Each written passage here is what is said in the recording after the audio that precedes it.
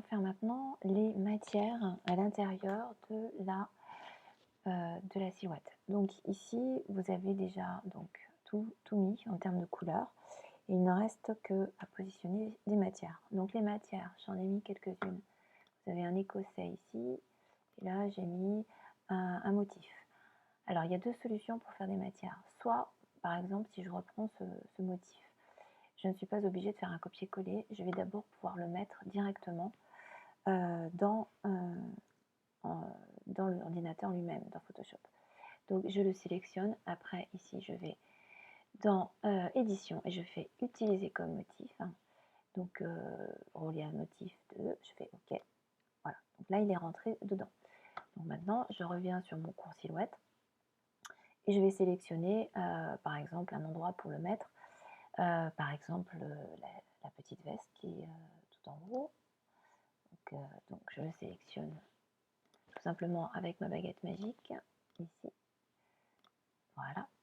Donc je sélectionne tout évidemment avec le baguette magique plus. Et ici, je vais aller donc dans les calques et je vais aller dans les calques de remplissage avec un motif. Donc maintenant, je vais faire motif 1, OK. Et là, je vais avoir tous mes motifs. En fait, ils sont tous ceux que j'ai rentrés dans l'ordinateur. Donc celui-ci, c'est le dernier qui est là. Je vais évidemment pas forcément le mettre à 100%, mais je vais plutôt le réduire à la taille qui m'intéresse. Donc évidemment là, je veux l'avoir voilà, tout petit et je fais OK. Voilà, donc pour ce genre de choses, ça marche très bien. Une fois qu'il est installé, votre motif, vous pouvez évidemment le mettre, si ça vous chante, pas forcément en mode normal, mais plutôt en superposition, en incrustation, tout ça pour avoir la lumière derrière qui peut être intéressante à récupérer. Voilà. Sinon, vous pouvez le mettre en mode normal et vous regardez un petit peu ce qui pourrait être bien pour vous. Donc ça, c'est pour la partie normale, on va dire, quand on veut récupérer un motif qui est facile à utiliser, qu'on veut avoir en petit et qui n'a pas besoin d'être bougé. Par contre, si vous avez par exemple cet écossais, je vous conseille moi de faire différemment. Parce que votre écossais, si vous le figez directement sur la jupe ou sur l'endroit que vous voulez avoir, il risque d'être assez figé.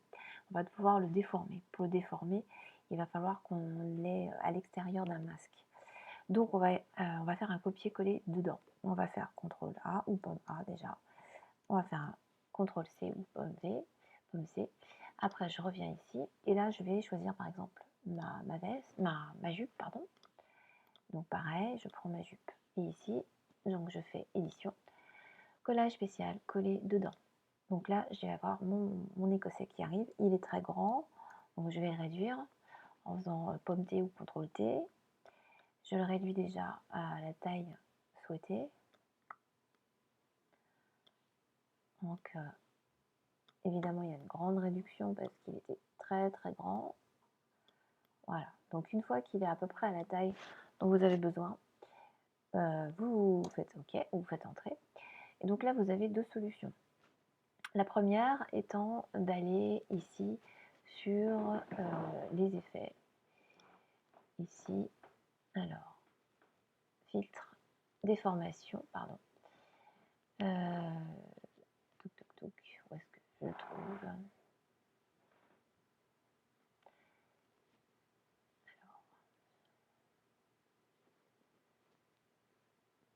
Alors, il est là, déformation, zigzag.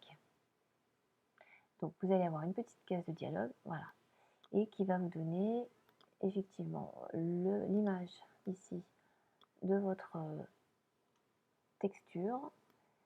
Et là, vous pouvez changer ici amplitude et inflexion. Alors, on peut changer aussi ici rond dans l'eau à partir du centre ou autour du centre. Tout dépend. Finalement, ce que l'image va vous donner de plus intéressant pour vous.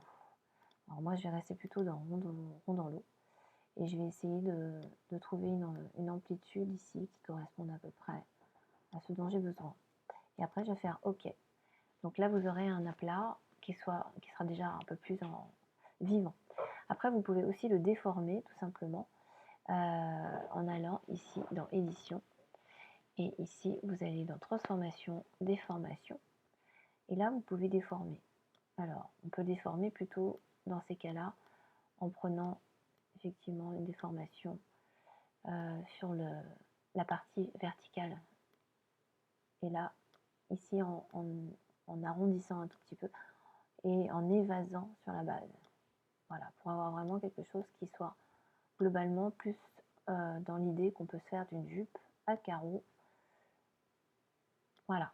Et après, vous appuyez sur OK. Et évidemment, si vous ne voulez pas garder ce noir, ce gris, vous pouvez toujours aussi utiliser ici le mode, par exemple, incrustation, qui va reprendre le rose qui est derrière, ou bien superposition, par exemple, ou bien une autre, évidemment. À vous de voir ce qui est le plus intéressant pour vous. Il y en a qui ne fonctionnent pas tous. Hein. Voilà. Par exemple, si je mets produit, vous aurez et le gris plus la couleur de la jupe qui était en dessous. Voilà, donc ça c'est vraiment pour mettre tout ce qui est matière.